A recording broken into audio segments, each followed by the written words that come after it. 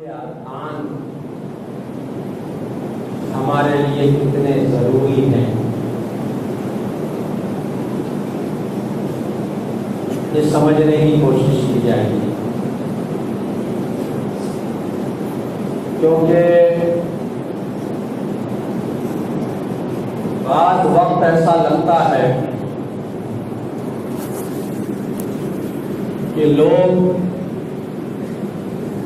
सिर्फ अदायगी की तरफ ध्यान देते हैं, उसकी फजीलत की तरफ नहीं। वैसे भी आमतौर पर हमारी एक आदत बन गई है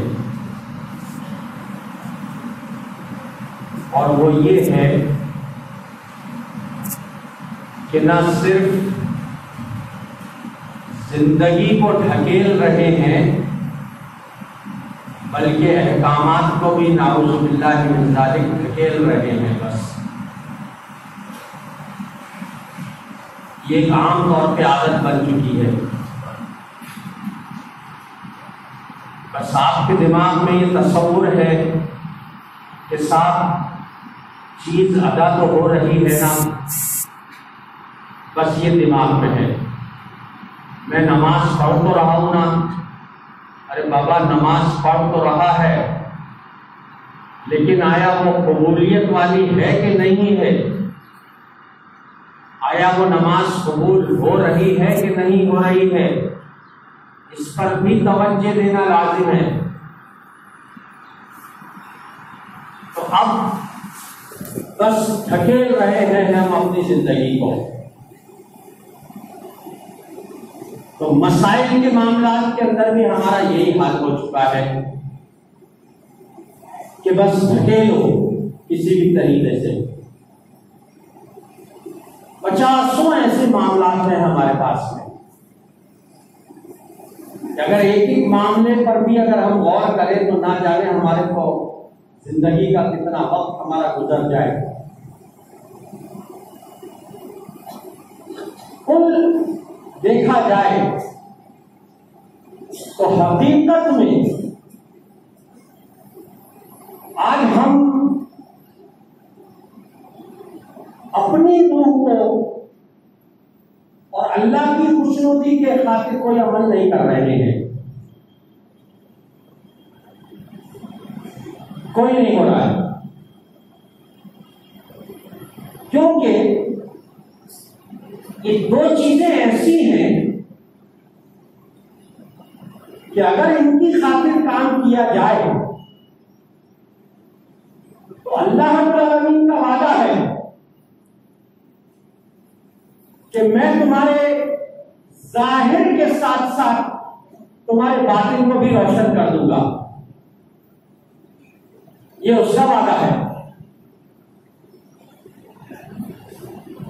और आज ऐसा महसूस होता है ना हमारा जाहिर रोशन है और ना बातिन।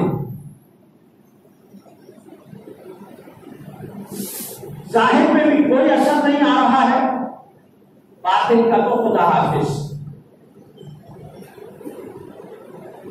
देख लीजिए अब आज आपके चारों तरफ और आपके अंदर आज क्या चीज आप महसूस कर रहे हो।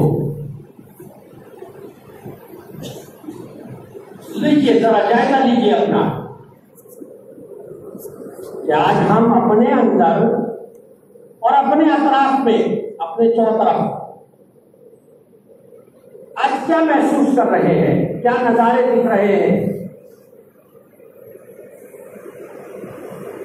अंदर भी उलझन और बाहर भी उलझन। देख लीजिए अब आज जो है आपके अंदर भी उलझन और बाहर भी उलझन। देख लीजिए, लीजिए जरा जायजा। आज आपकी जबान में भी उलझन, आपके जहन में भी उलझन, आपके जो है तो दिल में भी उलझन, और चारों तरफ भी आप देखेंगे उलझन ही उलझन। बीवी से उलझन, भाइयों से उलझन, बेटों औलादों से उलझन, रिश्तेदारों से उलझन, दोस्त अहबाब से उलझन, महल्ले वालों से उलझन, बहुत लंबी है फहरिस्त से। अभी मुख्तसर नाम बतलाया हूं बस अभी आपको मैंने, मुख्तसर देख लीजिए। अब अंदर भी उलझन, अंदर उलझन ये है